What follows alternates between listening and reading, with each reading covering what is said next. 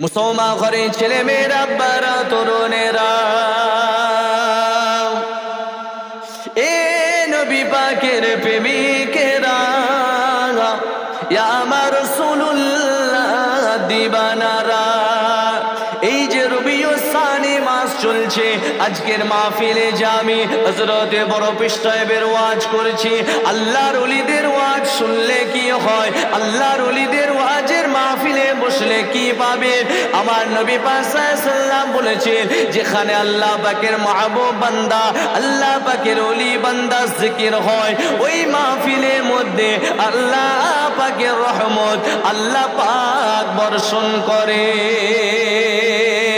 এই ছেলেরা, যুবকেরা, হযরতে বড় পীর সাহেব হুজুর অনেক বড় আলেম হয়ে গেলেন, মসজিদের মধ্যে বসে আছেন, এলাকার মানুষেরা বড় পীর সাহেবকে গুরুত্ব দিচ্ছে না, বড় পীর সাহেবের কথা শুনছে না, মসজিদে মনটা খারাপ করে হুজুর আমার বসে আছেন।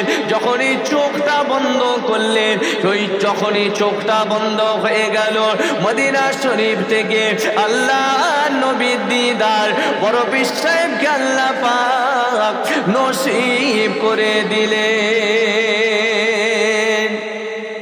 এ নওজোয়ান তরুণেরা, হযরতে বড় পীর সাহেব হুজুরকে আল্লাহর নবী বলতে লাগলেন, এ বাবা আব্দুল কাদের, তুমি এত বড় আলেম হয়েছো, ওয়াজ কেন করো না, মানুষকে কেন নসিহত করো না?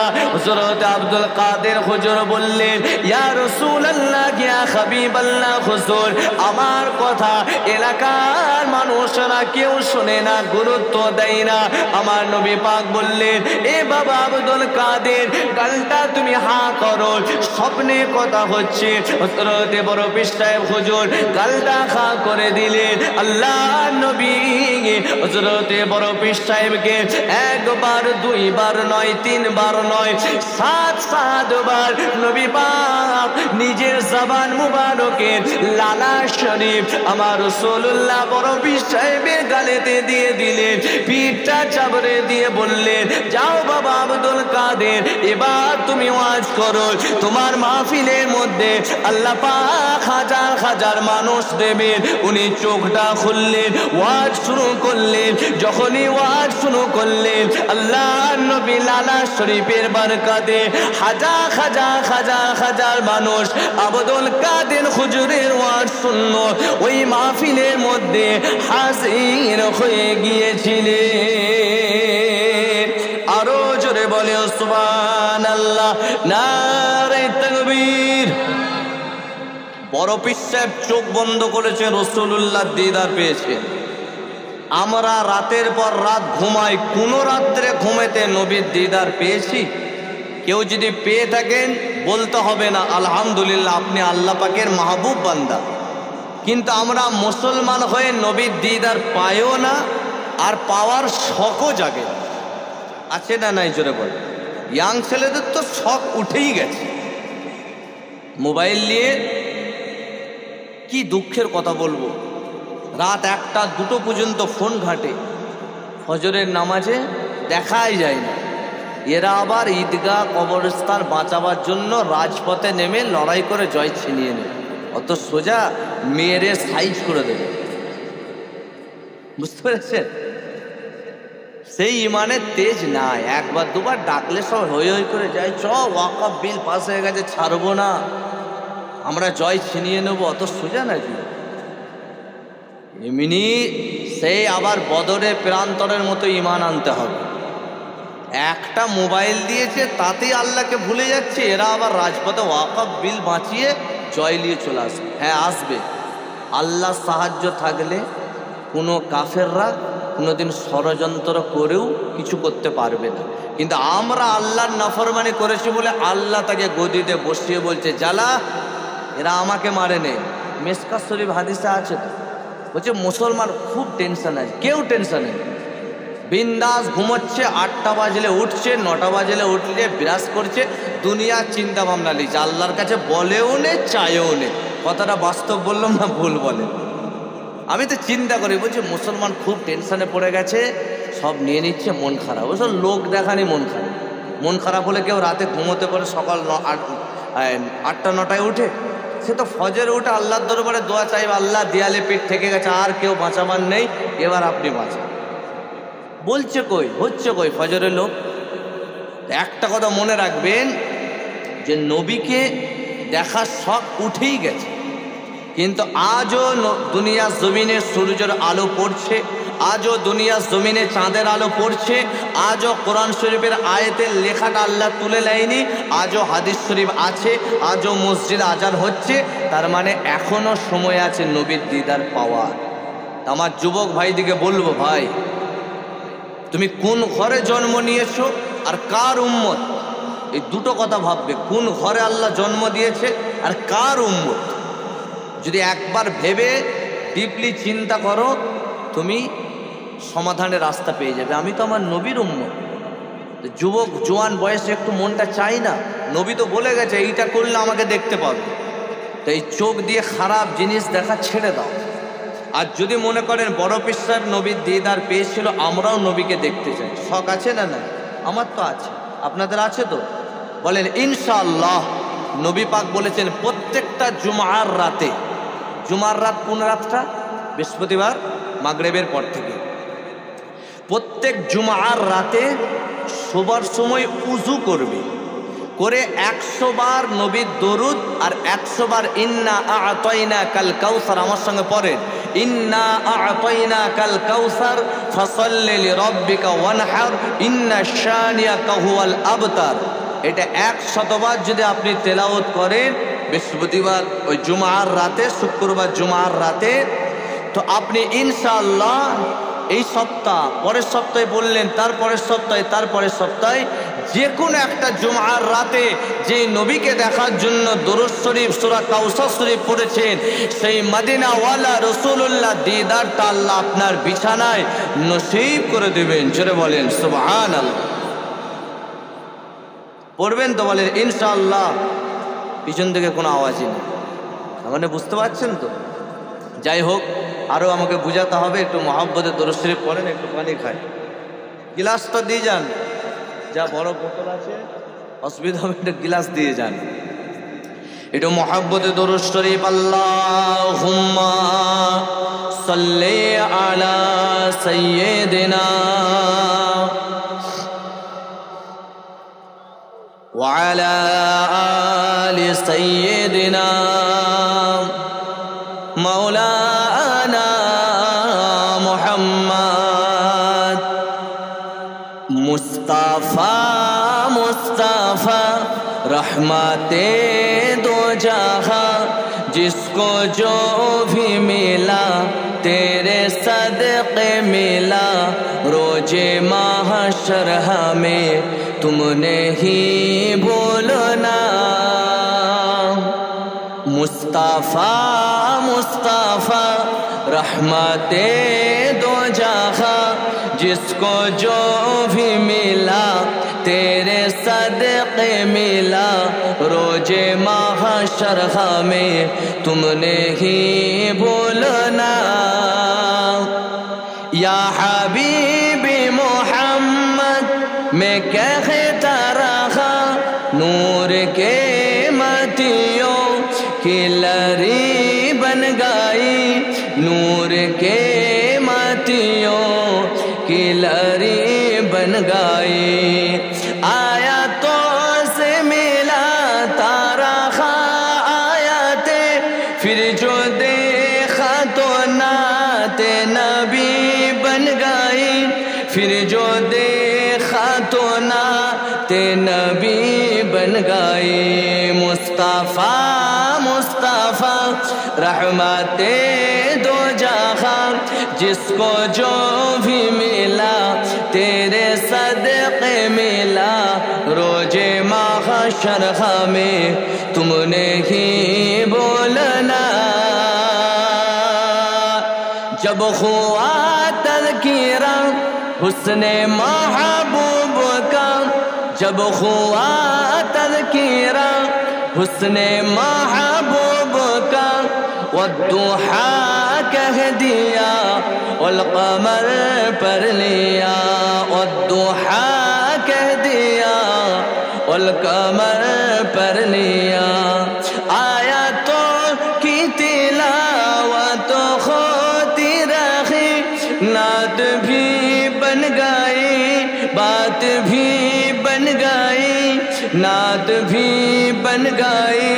बात भी बन गई मुस्तफ़ा मुस्तफ़ा रहमते दो जहां जिसको जो भी मिला तेरे सदक़े मिला रोजे महशर में तुमने ही बोलना अल्लाहुम्मा सल्ले अला।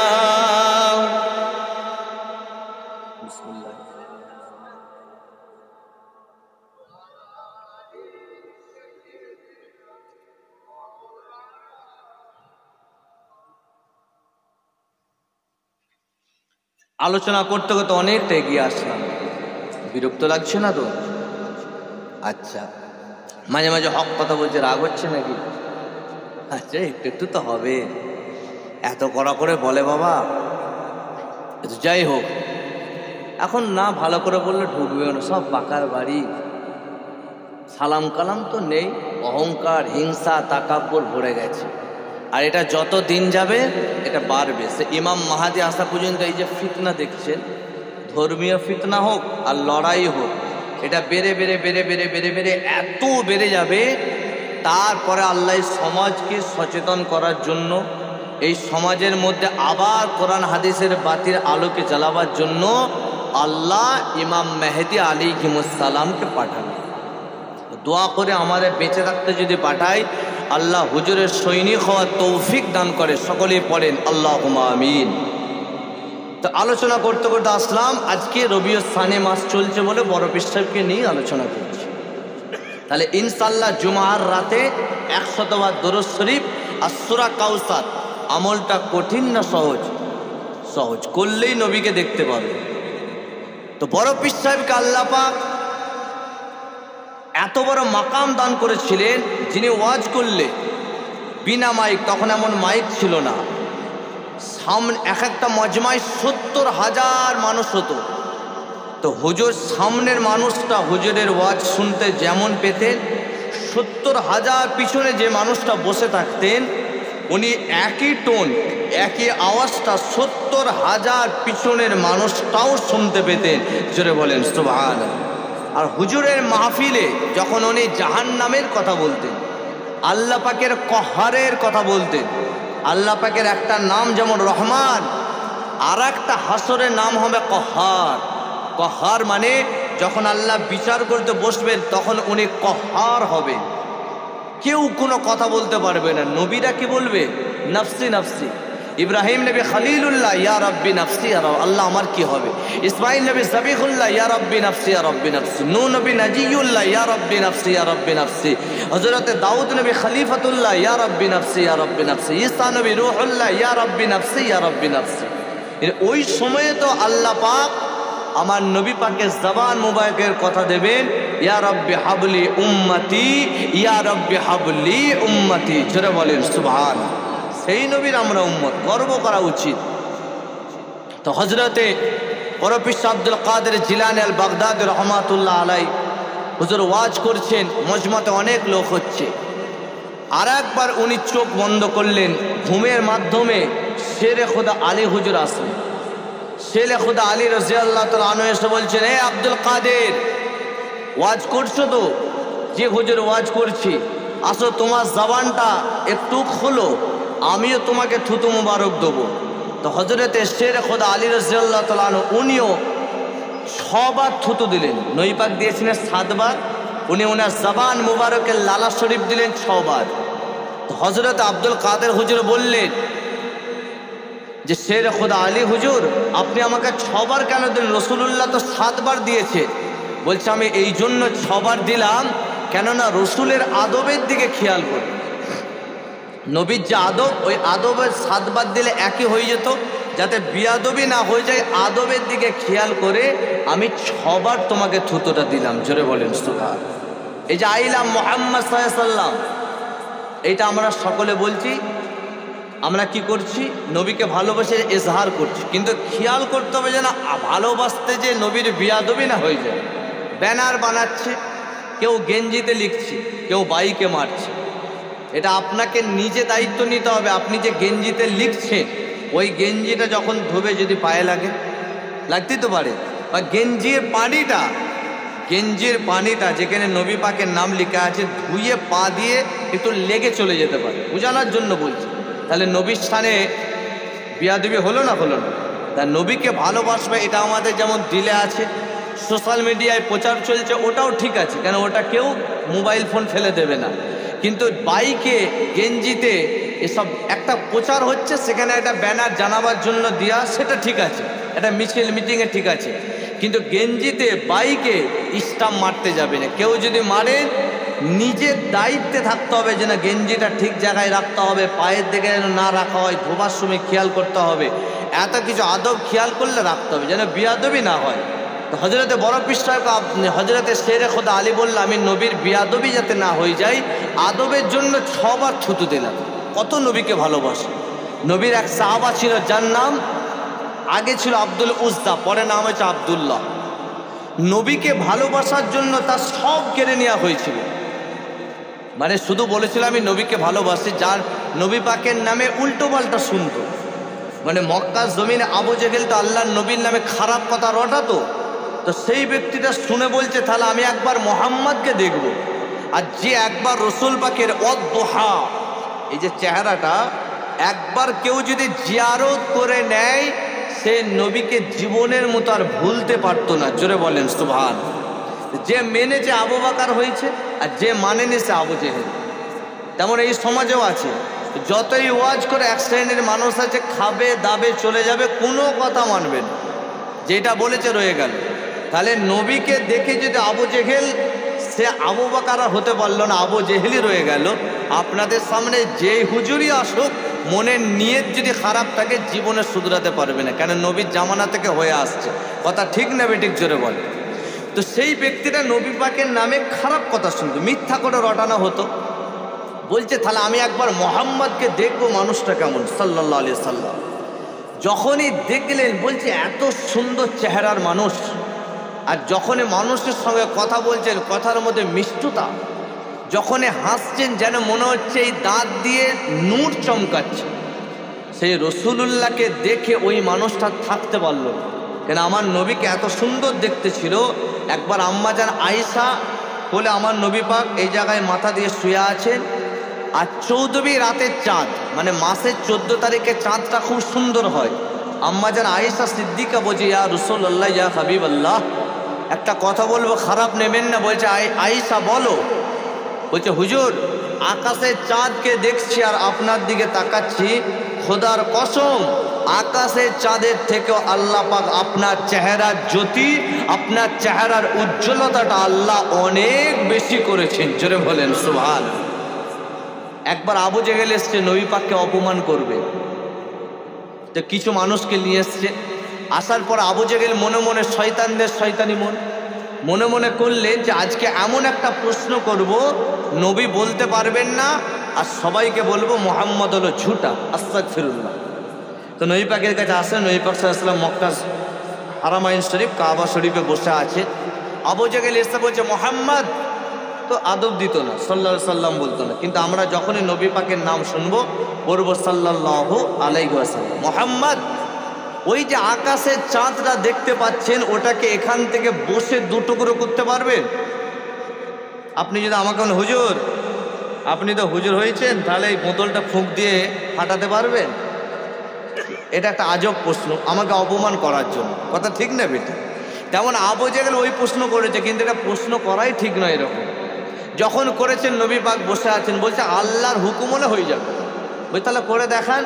আল্লাহ পাক জিবরাইল আলাইহিস সালামকে পাঠাবলে, যাও, আমি আমার হাবিবকে অসম্মান হতে দেবো না। জিবরাইল, যে বলো আমার রসুল, আমার হাবিবুল্লাহকে যেন সে শাহাদাত আগুলটা ইশারা করে। নবী পাক সাল্লাল্লাহু আলাইহি ওয়াসাল্লাম আল্লাহর হুকুমে ইশারা করলেন। কোরআন শরীফে আল্লাহ সূরাও দিয়েছেন, সূরা রহমানের আগের সূরা সূরাতুল কমার। কমারুন মানে হলো চাঁদ। আল্লাহ পাক কোরআন শরীফে সূরা দিয়েছে, ওই সূরায় ঘটনাটা লেখা আছে। আল্লাহ পাক বলে আমার হাবিবকে বলো শাহাদাত আগুলটা যেন ইশারা করে। নবী পাক যখনই ইশারা করলেন, আমার নবীর সম্মানের জন্য আল্লাহ গোটা চাঁদকে 2 টুকরো করে দিলেন, দ্বিখণ্ডিত করে দিলেন। ছেড়ে বলেন সুবহান। সেই নবীকে দেখে ওই সাহাবাটা ছিল গায়ের কম, আব্দুল উজ্জা গায়ের কম ছিল, মুসলমান ছিল না। আল্লাহ নবীকে দেখবার জন্য ওই সাহাবাটা ছুটে ছুটে চলে গেলেন। আল্লাহ নবীকে দেখলেন, দেখার পরে সাহাবা হুজুরটা থাকতে পারলেন না। আল্লাহ নবীর হাতে হাত দিয়ে ইমানের নূরের কালেমা পড়ে মুসলমান হয়ে গেলেন। এই ছেলেরা, যুবকেরা, আমি বুঝাতে চাইছি নবীকে মানা কাকে বলে। যারা মেনেছিল কি হয়েছে, কিন্তু আমরা মুসলমান ঘরে জন্ম নেবার পরেও, নবীর উম্মত হওয়ার পরেও এখনো নবীকে মানার মতো মানতে পারছি না। ওই সাহাবাত আল্লাহ নবীর কাছে যখন কলেমা বললেন, ইসলাম ধর্ম গ্রহণ করে নিলেন। ইসলাম ধর্ম গ্রহণ করার পরে আমার নবী পাক সফর করে মদিনা শরীফে চলে গেল। ওই সাহাবা হুজুরটা বাড়িতে চলে গেলেন। যাওয়ার পরে বাড়িতে বললেন, আজকে আমি কি করেছি জানো? বাড়ির লোক জিজ্ঞাসা করতে লাগলো, কি তুমি করেছো? বলছে, মক্কা জমিনে যে মুহাম্মদ এসেছে, সেই মুহাম্মাদের হাতে হাত দিয়ে ইমানের নূরের কালেমা পড়ে মুসলমান হয়ে গেছি। এই কথাটা জানার পরে তার আব্বা ছিল না, চাচা বলল, তোমার যত বংশের সম্পত্তি আছে সব সম্পত্তি দিয়ে থেকে বঞ্চিত করে দেব, একটা ওয়ারিসানে তোমাকে ভাগ দেবো না। তখন এই মানুষটা বলতে লাগলো, শুধু সম্পত্তি কেন, জান চলে যাই চলে যাবে, নবী পাকের কালেমা আমি ছাড়বো না। এই দেখেন আল্লাহ নবীকে মানা কাকে বলে। সম্পত্তিও নিতে চাইলো না। তখন তার চাচা বলল, ঘরেও থাকতে দেবো না। তথাপিও তিনিও রাজি হয়ে গেলেন। চাচা বলল, একে কষ্ট দিতে হবে, কেননা এ তো মুহাম্মদকে ভুলতে পারছে না। এ ছেলেরা, যুবকেরা, ওই সময়েতে তার চাচা যান শরীরের সব পোশাক যা ছিল খুলে নিলেন। যখন এই পরনের ওপরের জিনিসটা খুলে নেওয়া হলো, তখন এই মানুষটা বলতে লাগলেন যে আমার এই কোমর থেকে সতর যেটা ঢাকা আছে, আমার এই কোমর থেকে কাপড়টা খুলবেন না। কিন্তু চাচা তো ছিল সালেম, কষ্ট দেবার জন্য ওই কাপড়টাও খুলে নিল। তখন এই মানুষটা চলে গেলেন তার মায়ের কাছে। রাতের বেলায় মায়ের কাছে যে ডাকে, ও মা, মা তার দরওয়াজা খুললো। যখনই মা দরওয়াজা খুললেন, খোলার পরে দেখতে পেলেন তার সুন্দর ছেলেটা, যে দামি দামি জামা কাপড় পরতো, পুরো উলঙ্গ অবস্থায় হয়ে আছে। মনটা তার খারাপ, চোখে দিয়ে পানি আছে। মা দেখে সহ্য করতে পারলো না। মা বলতে লাগলো, ওই সাহাবাটার নাম পরে দেওয়া হয়েছিল জুল বাজাদাইন। বাজাদাইন মানে হলো কম্বল। তখন ওই মানুষটা বললেন, ও মা, নবী পাকের আমি কালেমা পড়ে নিয়েছি, এই জন্য আমার থেকে সব ছিনিয়ে নিয়েছে আমার চাচা। মা তখন বলল, কি ভুল কাজ করলি? না না না না না, মুহাম্মাদের কালিমা ছাড়া যাবে না। তথাপি ওই মানুষটা বলতে লাগলেন, আল্লাহ নবী সাহাবা বলতে লাগলেন, মা, আমি তোমার যা খেদমত করার আছে করব, যা তুমি বলবে আমি শুনবো, কিন্তু এই রিকোয়েস্ট আমি মানতে পারবো না। যেই নবীর কালেমা আমি পড়ে নিয়েছি, জান চলে যাই চলে যাবে, নবী পাকের কালেমা আমি ছাড়তে পারবো না। মা তখন বলল, আমি যদি তোমাকে বাড়িতে রাখি, আমাকেও তোমার চাচা মারতে পারে। বলছে, তাহলে আমাকে একটা জিনিস দেন, আমি আমার সতরটা যেন ডাকতে পারি, মায়ের জানতো মায়ের মতো হয়। তখন একটা কম্বল দিল, ওটা নিয়ে এই সতরটা ডাকলো। আর একটা কম্বল দিল, ঠান্ডার সময় ছিল, ওটা নিয়ে শরীরটাকে ঢাকলো। যখনই আল্লাহ নবীর দরবারে দুটো কম্বল গায়ে দিয়ে গেলেন, যে দামি দামি জামা কাপড় পরতো, আল্লাহ নবীর দরবারে যখন যায়, দূর থেকে যখন আমার রাসূলুল্লাহ দেখতে পেলেন, আমার সেই সাহাবা আসছে যার নাম ছিল আব্দুল উজ্জা, নবী পাক নাম রেখেছেন আব্দুল্লাহ। তখন আল্লাহ নবী দেখার পরে সাহাবা হুজুরকে বলতে লাগলেন, ওই যে আমার সাহাবাটা আসছে, ওকে তোমরা কি চেনো? সাহাবা হুজুররা বললেন, না না, চিনি না। তখন আমার নবী পাক ব্যাখ্যা দিলেন, ওই যে আমার সাহাবাটা আসছে, আমি নবী পাক জানিয়ে দিলাম আমাকে মানার জন্য মাকে ছেড়েছে, সম্পত্তি ছেড়েছে, তথাপিও আমাকে ছাড়েনি। যখনই সে কাছে আসলো, আসহাবে সুফফা বলে একটা জায়গা আছে, যারা হজ পাকে যায়, মসজিদ নববী শরীফের চত্বরে একটা জায়গা আছে আসহাবে সুফফা। ওটা ছিল পৃথিবীর প্রথম মাদ্রাসা। আল্লাহ নবী সাহাবা হুজুরদেরকে বললেন, এই জায়গায় একে রেখে দাও, তোমাদের কাছে থাকবে, তোমাদের সঙ্গে খাওয়া দাওয়া করবে। তখন এই সাহাবা হুজুরটা ওনাদের সঙ্গে থাকলো। আল্লাহ নবী কোনো একটা যুদ্ধই যাবে, যখন এই যুদ্ধ দল ঘোষণা হয়ে গেল এই সাহাবা যুদ্ধই যাবে, তখন এই সাহাবাটা প্রথম ইসলাম এনেছে, তখন সে বলতে লাগলো আমিও যুদ্ধই যাব। আল্লাহ নবী বলতে লাগলে না না না না না না না না না, তোমাকে যুদ্ধই যেতে হবে না, কেননা তুমি প্রথম ইসলাম এনেছো, এখানেই তুমি থাকো, তুমি যুদ্ধ সবটাই আল্লাহ তোমাকে এখানেই দান করবে। আর যদি তোমার জ্বর হয়ে তুমি মারা যাও, তাহলে আল্লাহ পাক তোমাকে শহীদের দরজা দান করে দেবে। আরো জোরে বলে সুবহানাল্লাহ, নারে তাকবীর। পিছন থেকে আওয়াজ তাকবীর দিচ্ছেন তো? আচ্ছা ঠিক আছে, এবার শেষের দিকে একটু জোশ নিয়ে চলে আসেন, তারপরে তো দোয়া খায়ের হয়ে যাবে। তাহলে চিন্তা করেন, নবীকে মেনেছে, সম্পত্তি পেয়েছে? পায়নি, সম্পত্তি থেকে বঞ্চিত। সব পোশাকও খুলে নিয়েছে, দুটো কম্বল হাদিস শরীফে আছে, তার নামও হয়ে গেছে। এই যে শীত আসছে, আমরা কম্বল গায়ে দেবো, বাজাদাইন, কম্বলের আরবি হলো বাজাদাইন, ওনাকে বলা হয় জুল বাদাজাইন, মানে দুটো কম্বল ওরানে ওয়ালা সাহাবা। আর নবী পাক বললেন তোমাকে যুদ্ধই যেতে হবে না, জ্বর হয়ে মারা গেলেও তোমাকে আল্লাহ শহীদের দরজা দেবে। হাম বলে তো বাত বলে, মেরা নবী বলে তো হাদিস বলে। আমরা বললে কথা হয়, নবী বললে হাদিস হয়। নবী যেটাই বলেছেন সেটাই হলো। তখনও যায়নি, কিছুটা গেছে, তার জ্বরই হয়েছে আর ইন্তেকালও হয়ে গেছে। বলেন ইন্না লিল্লাহি ওয়া ইন্না ইলাইহি রাজিউন। নবী পাকের কাছে খবর গেল, আমার রসুল পাক ফিরে আসে। আসার পরে তাকে গোসল দিল একটা সাহাবা। আর সন্ধ্যেবেলায় গোসল হওয়ার পরে জানাজার ইমামতি করলে স্বয়ং রসুলের পাক সাল্লাল্লাহু আলাইহি ওয়াসাল্লাম। চিন্তা করলেন, নবীর কলেমা পড়ে নিয়েছে, সম্পত্তি বঞ্চিত হয়ে গেছে, কিন্তু নবীকে ছেড়েছে। জোরে বলেন, নবীকে ছেড়েছে। তারপরে কবরে নামাচ্ছে লাশটা ধরে, হযরত আবু বকর সিদ্দিক হুজুর লাশ ধরেছেন, হযরত উমারে ফারুক হুজুর তার লাশ ধরেছে। আর লম্ফ নিয়ে যিনি দাঁড়িয়ে আছেন রাতের বেলায়, হযরত বেলাল হাবশী রাদিয়াল্লাহু তাআলা। কি আল্লাহ নসিব! জীবনে হয়তো রোজার মাস অনেক পাইনি, জীবনে হয়তো অনেক নামাজ পড়তে পারিনি, কিন্তু নবীকে মানার মতো মেনে খালি এতটুকুন ত্যাগ করেছে। আল্লাহ তো দিলটা দেখে নেয়। বাইরে আমি আপনি কি করছি ওটা বাইরের মানুষ ভালো বলতে পারে, আমার অন্তরে কি আছে এটা কে জানে?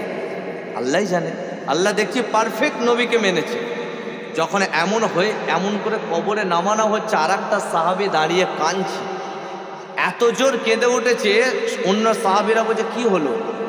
বলছি ইয়া রাসূলুল্লাহ, ইয়া হাবিবাল্লাহ, যদি আমার মাইয়েতটা এরকম হতো কত নসিব হতো, যে আমার গোসল দিত সাহাবা, আমার জানাজার ইমাম হতে রসুল পাক সাল্লাল্লাহু আলাইহি ওয়াসাল্লাম, আমাকে কবরে নামাতেন আবু বকর সিদ্দিক রাদিয়াল্লাহু তাআলা, হযরত ওমরে ফারুক রাদিয়াল্লাহু তাআলা আনহু, আর আমার জন্য লণ্ঠন নিয়ে বা কোনো একটা বাতি নিয়ে দাঁড়িয়ে থাকতেন বেলাল হাবশী রাদিয়াল্লাহু তাআলা আনহু। এমন যে এত বড় বড় জালিলুল কদর সাহাবা, স্বয়ং রসুলে পাক আছেন, যদি আমি কবরে শুতাম কতই না আমার নসিবটা ভালো হয়ে যেত। জোরে বলেন সুবহান। আর আমরা কোরআন পেলাম, হাদিস পেলাম, নবী পেলাম, তারপরেও চলা ফিরা উঠা বসা গায়ের কম। এটা বিয়ে বাড়ি হলে খেতে যাবেন 5 বার ভাবতে হয়। মহরমের দিন 10 তারিখটা রোজা রাখার দিন তো বলেন, সেই দিনেতে মুসলমানের বিয়ে হচ্ছে, আবার আমাকে দাওয়াতও করতেছে। বলছে হুজুর তাহলে যাবেন বিয়েতে, কার্ড দিয়ে গেলাম, কার্ডে দেখছি পারফেক্ট লেখা আছে 10ই মহরম।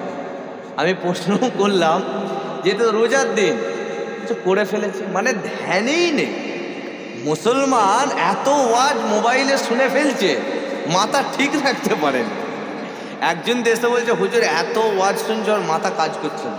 একজনের মা এসে বলছে, এটা বাচ্চা ছেলে ওই 7-8-এ পড়ে, বলছে কোনটা মানবে কোনটা ছাড়বে খুঁজে পাচ্ছে না বাবা, এর মাথায় কাজ করছে। এমন মুসলমান ওয়াজের তো কমছে নেই। আগে ওয়াজ একটা দুটো পাড়ায় হতো, মোবাইল ছিল না, আপনারা এসে শুনতেন। এখন তো অহরহ মোবাইলে ওয়াজ, কত রকমের বক্তা ওয়াজ করছে। তাহলে সেই মুসলমান যার কাছে এত ইসলাম প্রচার হওয়ার পরেও বিয়ে বাড়ির দিন ঠিক করছে 10ই মহররম, সেটা গেল, ভুল করেছে। আর এখনকার বিয়ের অবস্থা দেখবেন, নবী সুন্নতের বাইরে যেগুলো আছে, আল্লাহ পাক বলেছেন, ভালো করে শুনুন, মা আতাকুমুর রাসূলু ফাখুযু ওয়া মা নাহাকুম আনহু ফান্তাহু। নবী যেটা আদেশ করেছে ধরে নাও, ফাখুযু মানে ধরো। আপনি যদি ফুলটা দাও, আমাকে তো ধরতে হবে তবে তো দিতে পারবো। নবী যেটা আদেশ করেছে আল্লাহ বলছে আঁকড়ে ধরো, যেটা নিষেধ করেছে ছেড়ে দাও।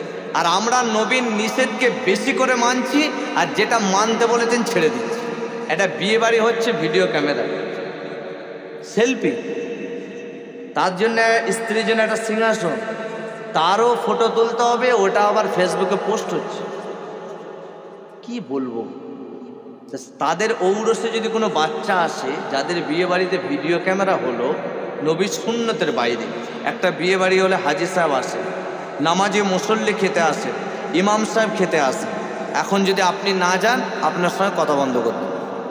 আপনি যদি বলেন না ভিডিও ক্যামেরা হচ্ছিল বলে যায়নি, আপনার এবার ব্যাকগ্রাউন্ডে কী আছে সেগুলো তুলব। ওর বাপ এমন ছিল, ওর এমন ছিল, ও আবার এখন বেশি শিখে গেছে, বলে না। কিন্তু ওটা তো বলা রুলস নয়। এখন সে ঠিক হতে চাইছে, তাকে ঠিক হতে দাও। কথা ঠিক না বেঠিক? মুসলমানের বিয়েতে হয় না। তাহলে সেই বিয়ে বাড়িতে নামাজে মুসল্লি হাজি সাহেব ইমাম সাহেব যাবেন, সেখানে ভিডিও ক্যামেরা বাজেয়াপ্ত চলছে। এটা যদি মুসলমানের হাল হয়, আল্লাহ এই মুসলমানের উপর সন্তুষ্ট থাকবেন না, নারাজ হবেন। সেই জন্যই নারাজ হচ্ছে। আর ওই ঔরসে কেন বিয়েটা হচ্ছে অর্ধেক ঈমান। আপনাকে হাদিস পাক শুনিয়ে দিচ্ছে, আন নিকাহু নিসফুম মিনাল ঈমান। আরো বিয়ের হাদিস, আন নিকাহু মিন সুন্নতি ফামান রাগিবা আন সুন্নতি ফালাইসা মিন্নি। বিয়েটা অর্ধেক ঈমান, বিয়েটা সুন্নত। আপনাকে কে অর্ডার দিল, কে হুকুম দিল? নবীর সুন্নত যেখানে আছে, আপনি সেখানে গান বাজনা, আপনি সেখানে ভিডিও ক্যামেরা কেন ঢোকাচ্ছেন? নবী পাক বলেছেন, আমার সাহাবারা কে কে বিবাহ করবে, যার মধ্যে 3টে শর্ত থাকবে, সে বিবাহ করতে পারবে। 1 নম্বর, সাহাবা হুজুরের হাত তুলেছিলেন, 1 নম্বর, তোমার মনসত্ব এটা থাকতে হবে, স্ত্রীর শরীর খারাপ হলেও তাকে চাকরানির মতো ভেবে বিয়ে করো না। স্ত্রীর শরীর খারাপ হলেও তুমি যেন তার সেবাটা করতে পারো, এই মনসত্ব যার মধ্যে থাকবে 1 নম্বর।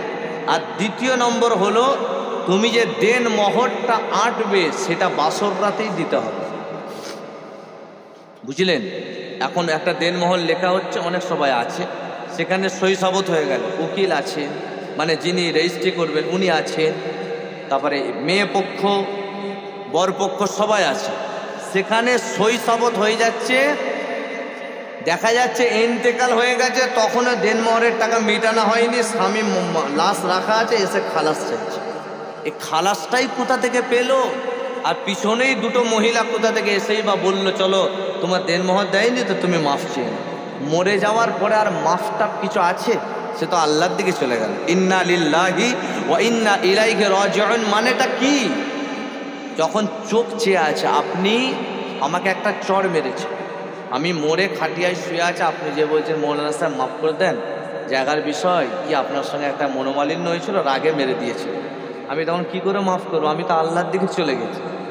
তো যখন বেঁচে আছো তখন মাফ চাইতে হবে। অনেক মেয়েকে দেখেছি, স্বামী মেরে শুয়ে আছে, দুজনে পিছন থেকে যাও দেনমোহরের খালাস, স্ত্রীও বলল আপনি দেননি, আমি সব খালাস করে দেব। হারাম, নাজায়েজ, চলবে না। কোথায় পেলে? নবী পাকের হাদিস শুনেলেন, আপনি যখন দেনমোহরটা এঁটেছেন বাসর রাতে দেওয়ার চেষ্টা করবেন। যদি না পারেন, আপনি চেষ্টা করবেন, স্ত্রীকে বলবেন যে আমি বাসর রাতে দিতে পারিনি, কয়েক মাস পর দিচ্ছি। যদি কয়েক মাস পর সংসারের চাপে যদি না দিতে পারে, কেন মানুষের পয়সার তো সবসময় থাকে না, তখন স্ত্রীকে বলবেন 5000 টাকা দেনমোহর এঁটেছিলাম, আমি 500 টাকা করে দিয়ে শোধ করে দেবো। বলেন আপনার প্রাণের স্ত্রী মানবে না মানবে না? সে তো ভেবেই নেবে আমারই তো স্বামী। সেটাও যদি না পারেন 100 টাকা করে দেবে। যে আপনাকে আমি 100 টাকা করে দিয়ে শোধ করে দেবো, তুমি বলে কি আপনি যেটা আপনি বলে ডাকেন দিয়ে শোধ করে দেবো। অনেকে দেখি যে তুই বলে, সে নারীটাকে সম্মান দিতে শেখো। স্ত্রীকে তুই বোঝে, ভাগলি আয়, যে অনেক দিন হয়ে গেছে তো না, সে স্ত্রী হয়ে আসতে পারে, তার একটা সম্মান আছে না নাই, বলেন আছে না নাই? নবী পাক সাল্লাল্লাহু আলাইহি ওয়াসাল্লামের আদর্শ কোথায় গেল? নবী কেমন করে ডাকতেন, ডাকাটা শেখেন না। আপনি আপনার কাছে তো আপনার স্ত্রী শিখবেন, আপনি তুই তাকারি করেন, আপনার স্ত্রীটা কি ভাববে? তো যাই হোক, তার কাছে যদি নাও দিতে পারেন, মরণের আগে বলবেন আমি দেনমোহরের টাকাটা সংসারের চাপে দিতে পারিনি, ক্ষমার নজরে দেখবেন, আমাকে মাফ করে দেবেন। এইগুলো না করে সারা জীবন দিল না, যখন দিল না ওই স্ত্রীর ঔরসে যদি কোনো বাচ্চা আসে, মশলাতে আছে, ওই বাচ্চাটা আসার পরে সমস্ত জবাবদিহি আল্লাহর দরবারে ওই স্বামীকে দিতে হবে। কথা ঠিক না বেটা? তাহলে আজকের মাহফিলে যদি কারণ না দেওয়া থাকে, আজ থেকে মশলাটা জেনে না। 3 নম্বর, যে স্ত্রীকে বিবাহ করে এনেছো তাকে পর্দা করাতেও তোমাকে হবে। এই 3টে যার মধ্যে থাকবে, নবী পাক সাল্লাল্লাহু আলাইহি ওয়াসাল্লাম বললেন, তবে তুমি বিবাহ করতে পারবে। আল্লাহ যেন থাকার তৌফিক দান করে, যারা দেয়নি দেনমোহরের টাকা আল্লাহ যেন দেওয়ার তৌফিক দান করেন। সকলেই পড়েন আল্লাহুম্মা আমিন। যেই কথাটা বলছিলাম, ওই সাহাবাটা নবীকে এমন মানলেন যার ইমামতি স্বয়ং রসুল পাক। আর আমরা নবীকে কেমন মানছি? ফজরের আজান দিলে নবীর জোয়ান উম্মতকে খুঁজেই পাওয়া যায়। 5 ওয়াক্ত নামাজ হচ্ছে, মসজিদে জোয়ান ছেলেদিকে খুঁজেই পাওয়া যায়। এখন আল্লাহ করে অনেক জোয়ান ছেলে আসছে, যদি কেউ 1 ওয়াক্ত নামাজ ইচ্ছা করে ছাড়ে, 2,88,000 বৎসর শুনেছেন জাহান্নামে পড়তে হবে এবং তার হায়াতকে কমিয়ে নেওয়া হবে।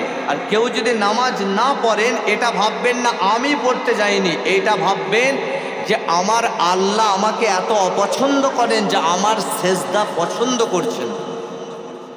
আপনি পড়ছেন না মানে এটা আপনার কিছু কারিগরি নেই, এটা ভাববেন যে আল্লাহ আমাকে এখনো পছন্দ করেনি, যার কারণে আল্লাহর কাছে যে আমি এখনো সেজদাটা দিতে পারছি না।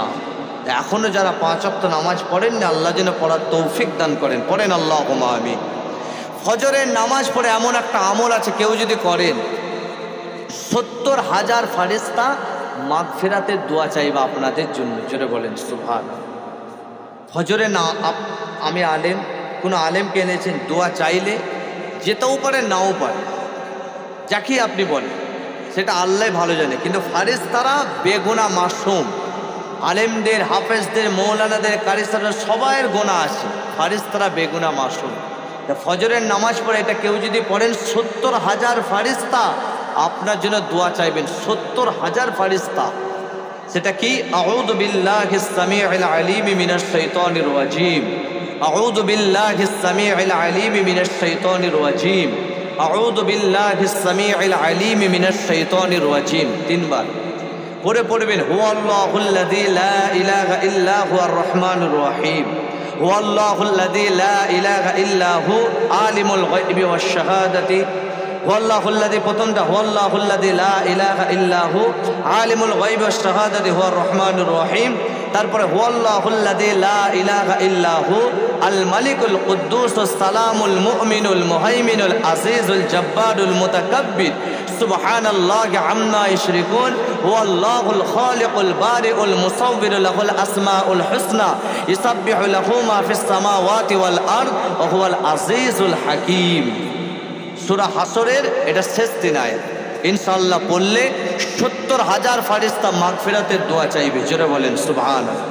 আর রুহের গেজা, যেমন আমরা সকালে চা পানি খাবার খাই, তেমন রুহের একটা গেজা আছে। এই যে রুহ, এটা যদি চান যে আমার জানটা যেন ভালোভাবে কবজ হয়, আমি যেন জাকানদারের কষ্ট না পাই, তাহলে ঈশান নামাজ পড়ে সূরা মুলক পড়বে, আর ফজরের নামাজ পড়ে একটু কোরআন শরীফ পড়বে, 4 পাতা হোক 5 পাতা হোক, তারপরে 100 বার পড়বে সুবহানাল্লাহি ওয়ালহামদুলিল্লাহি ওয়ালা ইলাহা ইল্লাল্লাহু আল্লাহু আকবার ওয়ালা হাওলা ওয়ালা কুওয়াতা ইল্লা বিল্লাহিল আলিয়্যিল আযীম 100 বার। তারপর আস্তাগফিরুল্লাহাল্লাযী লা ইলাহা ইল্লা হু ওয়া আতুবু ইলাইহি 100 বার পড়বে। পড়ার পরে আপনি ফজরের নামাজ পড়ে এগুলো পড়ে মানাজাত করবেন, এই 10-15 মিনিট যদি এই তাসবিহগুলো আপনি তেলাওয়াত করতে পারেন, আর আরেকটা পড়বেন সুবহানাল্লাহি ওয়া বিহামদিহি সুবহানাল্লাহিল আযীম 100 বার পরে মানাজাত করবেন।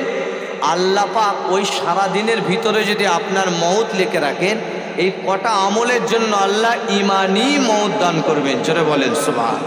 আর যদি চান যেই দোয়াটাই চা আল্লাহ যেন কবুল করে, কেন মানুষ অনেক রকম পেরেশানিতে থাকে, কেউ দিনার মধ্যে, কেউ বিভিন্ন রকম টেনশানে থাকে, কাউকে বলতে পারে না।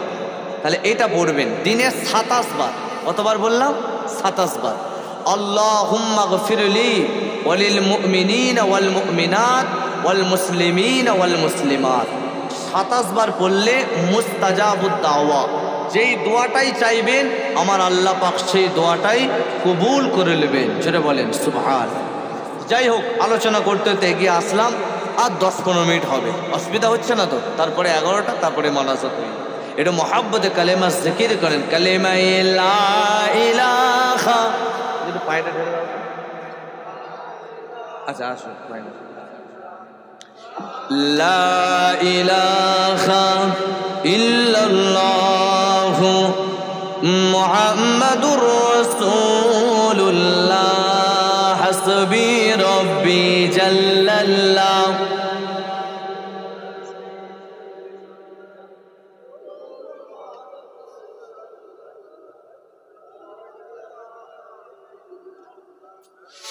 লা ইলাহা ইল্লাল্লাহ লা ইলাহা ইল্লাল্লাহ মুহাম্মাদুর রাসূলুল্লাহ সাল্লাল্লাহু আলাইহি ওয়াসাল্লাম। এবার বড় পৃষ্ঠায় হুজুর ডাকাতের দলকে তওবা পড়িয়ে দিয়ে বাগদাদ টাউনে চলে গেলেন। যাবার পরে সেখানে যে এবার এলেম অর্জন করছে, 1 বছর 2 বছর ধরে যখন এলেম অর্জন করছেন, আর বাগদাদের জমিন হলো আল্লাহর ওলিদের শহর। তখনকার জামানায় বাগদাদের জমিনে লাখ লাখ আল্লাহর ওলি শুয়ে আছে, লাখ লাখ ওলিদের দ্বারাতেই তো ইসলাম প্রচার হয়েছে। কথা ঠিক না বেটি? এটা অস্বীকার করা যাবে না। তো বাগদাদের জমিনে যখন গেলেন, আল্লাহর ওলি হজরতে বড় পীর সাহেবের জামানায় তখনকার বাগদাদের যিনি আল্লাহর ওলি ছিলেন, যার নাম হল হজরতে হাম্মাদ দাব্বাত রহমাতুল্লাহ আলাইহি। যখন বড় পীর সাহেব আসছেন কিতাবটা বুকে নিয়ে, তখন আল্লাহর ওলি বলছেন, ওই যে বাচ্চাটা আসছে, ওকে দেখে মনে হচ্ছে বড় হলে আমার থেকেও বড় ওলি হবে, তবে আমি একটা পরীক্ষা নেব। যখন কাছে আসলেন, ডান হাতটা দিয়ে ঠেলে ফেলে দিল। যখনই ডান হাত দিয়ে ঠেলে ফেলে দিল, কিতাবটা পড়ে গেল। হুজুর আমার কিতাবটা তুললেন, একটা কথাও বলেনি, শুধু তাকিয়ে দিয়ে চলে গেল। এই যে আদবটা করলেন, ওই আল্লাহর ওলিটা বললেন, এই যে আমাকে কিছু বলল না, এই আদবটাই একে একদিন মস্ত বড় আমার থেকেও আল্লাহর ওলি, তাম পৃথিবীতে আল্লাহ এনাকেই করবেন, এই বাচ্চাটা কি করবেন। জোরে বলেন সুবহান। তাহলে একটা কিতাব ফেললো, উনি বিয়াদবি করলেন না। আর আমাদের আব্বা মার সামনে ছেলেরা কত বিয়াদবি করে। মুরব্বীদিকে তো সম্মান করা উঠেই গেছে। এটা মুরব্বী যাচ্ছেন, এরকম মুরব্বীরা, ইনাদিকে সালাম দিতে হবে, ইনাদের দোয়া আমাদের প্রয়োজন আছে। বুঝতে পারছেন? মুরব্বীদের দোয়া আমাদের প্রয়োজন আছে। একটা যুবক ছেলে সিগারেট খেয়েছে, কি বলবে? বলুক দিন দেখি, পার্টি অফিসে বুঝে লোক। আর এখন তো কিটু বললে আগে বিচার হতো দলিজে, এখন আর দলিজে বিচার নেই, যা হবে পার্টি অফিস। এবার আপনার যদি একটু পয়সা থাকে, ভুল করলেও মোটামুটি আপনার পক্ষেই বিচার চলে আসবে। কথা ঠিক না বেটি? এটাই হচ্ছে, চামড়ার চোখে তো এটাই দেখতে পাচ্ছি। বুঝতে পেরেছেন? আর এখন আব্বা মাকে তো ইজ্জত করা, তাদেরকে আদব করা আছে, আস্তে আস্তে মানুষের কমে যাচ্ছে। হাদিস পাকে আছে, যখন মাকে তার ঘরে মনে হবে যেন মা বোঝা হয়ে উঠছে, ওটাও একটা কিয়ামতের আলামত। কারণ আর বাপেরাও ছেলেদিকে সেইভাবে শিক্ষা দেয়নি। ছেলে বসে আছে, তার সামনে বিড়ি ধরিয়ে নিল। ছেলেকেও বিমল কিনতে দিচ্ছে, ওকেও বলছে বিমল আনবি, 1 ব্যান্ডেল বিড়ি আনবি, তুইও 10 টাকা দিবি। একটা ছেলেকে যখন বারবার বিড়ি আনতে দেবেন, ওই ছেলেটা তো অটোমেটিক মাথায় আসবে যে কি আছে বিড়িটার মধ্যে, আমার আব্বা টান মারে। তখন ওই ছেলেটাও দেখবেন স্কুল থেকে হয়তো আসছে। আমার অনেক বাচ্চাকে দেখা যায় স্কুল থেকে আসছে, প্রাইভেট থেকে আসছে, একটু বড় হয়েছে, মুখ দিয়ে বিড়ির গন্ধ বার হচ্ছে। বুঝতে পারছেন? মুখ দিয়ে বিড়ির গন্ধ বার হচ্ছে। ছোট ছোট ছেলে কথা বলছে। আরেক জায়গা থেকে আসছিলাম, জলসা করে ফেরা হচ্ছিল, ওই খানাকুল সাইড থেকে মুসলমানের ছেলে, মানে এরকম হালকা বয়স, IPL তখন খেলার সময় এরকম বড় বড় বোতল নিয়ে বসে আছে। তো ওখানকার যে ছেলে ছিল, আমি তাকে ফোন করলাম যে এখানে এগুলো যারা বসে আছে, বলছে হুজুর ওইগুলো আমাদের পাড়ারই ছেলে, আর কি আপনাকে বলবো, এরকম হালকা বয়সে ওই মোবাইল নিয়ে যে গেম খেলে, ড্রিং করে, এসে বাড়িতে ঝামেলা করে। সত্যিকারে মুসলমানের মধ্যে এমন আছে না নাই জোরে বলে? তো যখন আব্বা মাকে যদি জীবনে পান, খেদমত করার চেষ্টা করবেন। মা যদি বকা দেয়, ভাববেন এটা আমার জন্য দোয়া দিচ্ছে। মা বকছে, ভাববেন মা আমার জন্য দোয়া দিচ্ছে। আর মা যদি বয়সকালে পান যে মায়ের ব্রেন হারিয়ে যাচ্ছে, মা বিছানায় পায়খানা করে ফেলছে, লাগে তো মায়ের পায়খানাটা নিজের হাতে পরিষ্কার করুন। মায়ের পায়খানা নিজের হাতে যদি পরিষ্কার করেন, শুধু এটা ভাববেন আমিও একদিন বাচ্চা ছিলাম, আমিও ঠান্ডার সময় মায়ের কোলে পায়খানা করেছি, পেশাব করেছি, মা আমার শুকনো কাপড়ে আমাকে শুইয়েছেন, মা ভিজে কাপড়েই রাত কাটিয়েছে। আজকে আমার সেই মাটার বয়স হয়ে গেছে, মা বয়সের ভারে বিছানায় পায়খানা পেশাব করছে, আজকে আমি আমার মায়ের পায়খানা পেশাবটা নিজের হাতে পরিষ্কার করব। যদি কেউ করে, ইমাম ফখরুদ্দিন রাজি রহমাতুল্লাহ আলাইহি বলছেন, এখানে তুমি মায়ের পেশাব পায়খানা পরিষ্কার করবে, হাসরের ময়দান আল্লাহ ওয়েস করুনি, হুজুরের কাতারে দাঁড় করি আল্লাহ দয়ার জান্নাত নসিব করে দেবেন। জোরে বলেন সুবহানাল্লাহ। আর যদি মায়ের সামনে মানে বিরক্ত শব্দ ব্যবহার করে, মা হয়তো বলছে একটা কথা বারবার, আপনার বিরক্ত লাগছে, কোরআনের ভাষায় বলছে বিরক্তটাও কেউ যদি হয়ে যায়, তার জীবনের আমলগুলো আল্লাহ বরবাদ করে দেবে। আর মায়েরও উচিত, যদি 3-4টে ছেলে থাকে, একটা ছেলেকে প্রাধান্য দিচ্ছে আর বাকি 3টে ছেলেকে অন্য নজরে দেখছে, সে যাই হোক, বাড়িতে বৌমার কারণে হোক, এটাও মা আব্বার উচিত নয়। কথা ঠিক না বেটি? সমান চোখে দেখো, সমান চোখে বলো।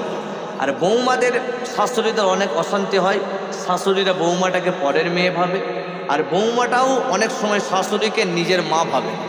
নিজের মা ভাবতে হবে বৌমাকে শাশুড়িকে, আর শাশুড়িকে বৌমাটাকে নিজের মেয়ে ভাবতে হবে। জীবন ওই সংসারে কোনোদিন গন্ডগোল হবে না। কথা ঠিক নেবে?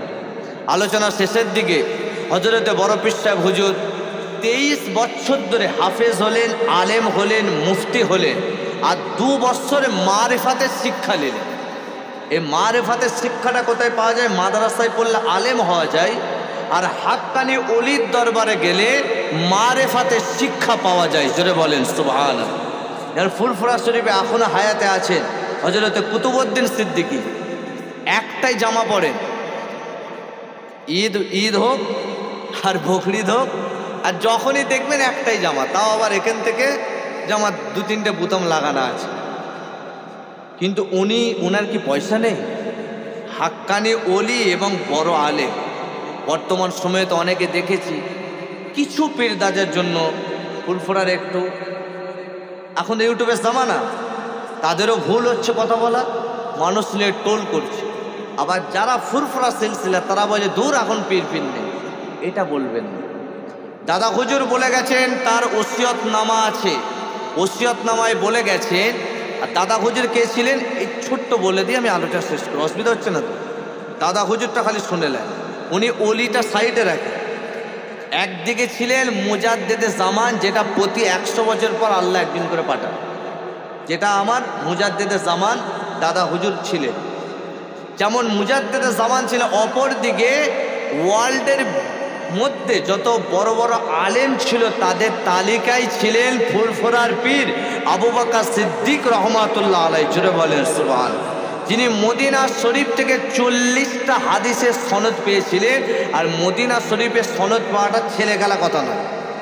এখন যত আলেম আছে আমাদের মতো, আমাদের যত আলেম আছে, এলেমকে যদি এক পাল্লায় রাখা হয়, আর দাদা হুজুর এলেমকে এক পাল্লায় রাখা হলে, এখন যত আলেম ব্যাক ব্যাক করছে, তার থেকে দাদা হুজুরে একার এলেমের পাল্লা ভারী হয়েছে।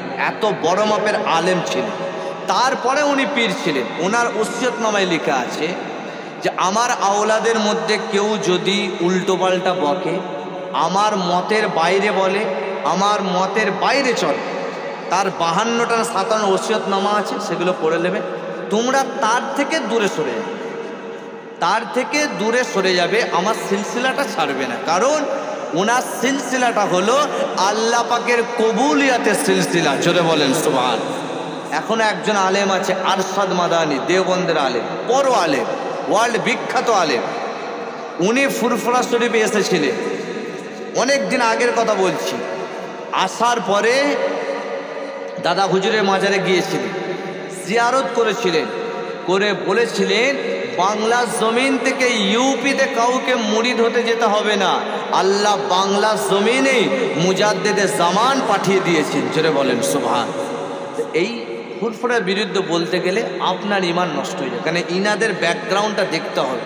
দাদা হুজুর হয়ে ঠেকে ঠেকে ঠেকে ঠেকে ঠেকে হজরতে সিদ্দিক আকবর হুজুর নবীর বংশতে যে এনাদের সাজরানামা থাকে, তো কেউ যদি বলে বংশে হিট করা হবে, ওই বংশে হিট করলে ইমান আমল বরবাদ হয়ে যাবে। কথাটা বুঝতে পেরেছে?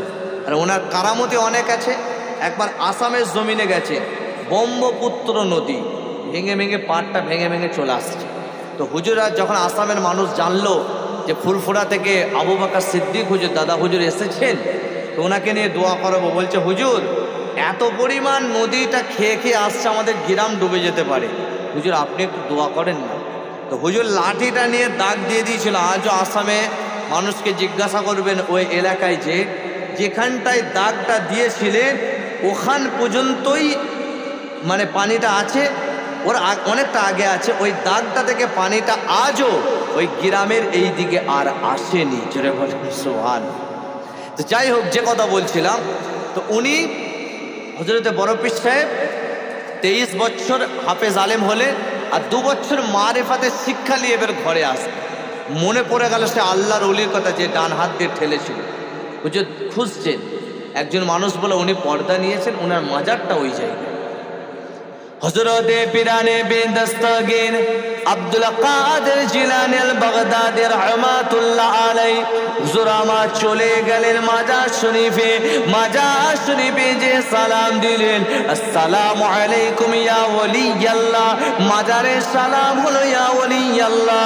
আর এমনি সাধারণ কবরস্থানের সালাম হলো আসসালামু আলাইকুম ইয়া আহলাল কবর। মাজারে যাওয়ার পরে জিয়ারত করলেন, জিয়ারত করার পরে বলতে লাগলেন, ও আল্লাহ পাকের ওলি বান্দা, আপনার সাথে একটু মুসাফা করতে চাই। এটা হলো তরিকতের ওয়াজ। যারা তরিকতের লাইনে যাদের এক্সপেরিয়েন্স আছে তারা বুঝবেন। নাগালে প্রশ্ন আসতে পারে কবর থেকে কিভাবে হাত বাড়াবে। না না না না না না না না, এটাও কিতাবে আছে। যারা হাক্কানি আল্লাহর ওলি হয়, যারা সোহাদা হয়, কবরের লাশ তাদেরকে কোনোদিন খাই না। ওই সময়েতে হযরতে বড় পীর সাহেব বললেন, আপনার সঙ্গে মুসাফা করতে চাই। আল্লাহ পাকের ওলি বান্দা বলেছিলেন, ও বাবা আব্দুল কাদের, ও বাবা আব্দুল কাদের, তোমার সঙ্গে আমি মুসাফা করব, তবে একটা হাত বানিয়ে করব। কেননা তুমি আমাকে যে হাত দিয়ে আমি তোমাকে ঠেলে দিয়েছিলাম, আল্লাহ পাক কবরে আমার গোটা শরীরটাকে ঠিক রেখেছে। ওই হাতটাকে আল্লাহ পাক পঙ্গু করে রেখেছে।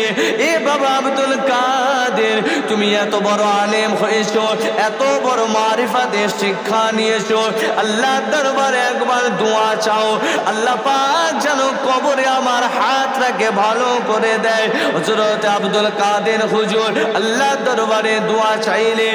যখনই দোয়া চাইলেন, বড় পীর সাহেবের দোয়ার বরকতে আমার আল্লাহ পাক ওই কবরের ভিতরে হাতটাকে ভালো করে দিয়েছিলেন। দুটো হাত বানিয়ে আল্লাহর ওলির সঙ্গে বড় পীর সাহেব মুসাফা করেছিলেন। আরো জোরে বলে সুবহানাল্লাহ। 11টা পাক্কা পাইছে, বাড়িওয়ালা বলেছে 11টায় শেষ, তারপরে দোয়া। দেখুন পুরো একদম কাটা। তাহলে ফিনিশ হয়েছে তো বড় পীর সাহেবের ঘটনা। এবার এক ছোট্ট কথা আমি যেটা বলি একটু ভেঙে দেওয়ার চেষ্টা করি। বড় পীর সাহেব দোয়া চাইলেন, আল্লাহ কারেন্টের মতো কবুল। আর আমরা চেয়ে চেয়ে মরে যাচ্ছে, কবুল হচ্ছে। এই হাতটা পাঁপুড় বাজা হয়ে গেছে। এই হাত দিয়ে কত রকমের অহিয়াতি কাজ করছে। হাত ঠিক করেন, হাত ঠিক আর কল নফসের সঙ্গে লড়াই করতে হবে। এখন আর ইসলামের জন্য লড়াই করতে হবে না, সাহাবা হুজুররা লড়াই করে কমপ্লিট ইসলাম দিয়েছেন, যখন সময় আসবে তখনের ব্যাপার। এখন নফসের সঙ্গে লড়াই, নফস সবসময় খারাপ চাই। শীতকাল আসছে, নফস চাইবে শুয়ে থাক না, আরে ঠিক আছে কালকে তো ফজর পড়লে, একদিন যদি কাজা হয় তখন নফসকে সাজা দিতে হবে। আল্লাহ রলিরা সাজা দিত, তোর কথা শুনবই না, তুই শয়তানের ওয়াসওয়াসা দিচ্ছিস আমাকে, আমি ফজর পড়বই, ঘুম কম হয়েছে তো কি হয়েছে। এইভাবে নফসটাকে কন্ট্রোল করতে পারলে, নফসের আবার 7টা ব্যাপার আছে, ওই 7টা ব্যাপার বললে আবার অনেক ওয়াজ হয়ে যায়। নফসকে কন্ট্রোল করতে হবে। তো যাই হোক, আল্লাহ পাক আমাকে যেটুকুন বলালেন আপনাদেরকে শোনালেন, আল্লাহ আমাকে আপনাদের সকলকে আমল করার তৌফিক দান করুন। সকলেই পড়েন আল্লাহুম্মা আমিন। আসুন একটু দাঁড়িয়ে দাঁড়িয়ে নবীকে সালাম পেশ করি। ইয়া নবী, চলে আসুন।